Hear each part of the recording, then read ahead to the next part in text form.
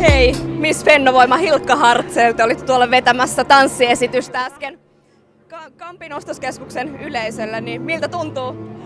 Aivan mieletön fiilis. Täällä on ihmisiä kiinnostaa. Ne on tosi innoissaan tästä Fennovoiman visseydestä mun kanssa. Ja pääsin näyttämään mun tanssiliikkeitä, että ihan lapsesta asti olen rakastanut tanssia ja tanssinut ja rakastan esiintymistä. Niin mitä sä haluaisit sanoa suomalaisille nimenomaan tästä Fennovoima-hankkeesta? Että tää on aivan ainutlaatuinen tilaisuus päästä mukaan. Nyt isojen poikien pöytään sijoittaa, että kun teollisuus on lähtenyt kävelemään tästä viime vuosina, niin nyt kaikki mukaan. Kiitos. Hyvä meininki!